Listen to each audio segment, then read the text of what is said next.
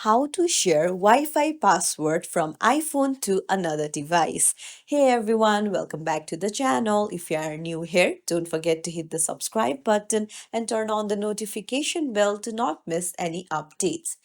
So, iPhone has introduced a new feature where you can go to the passwords app. You can just open it up and share the Wi-Fi QR code from here. You need to go to the Wi-Fi option and you'll need to tap on the Wi-Fi that you're connected to, and then you'll see the passwords option as well.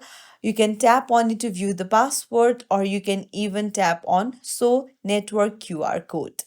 Just tap on it and the QR code will be shown.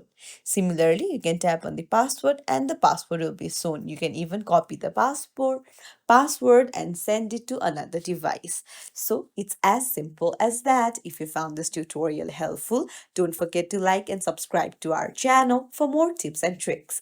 Thank you for watching.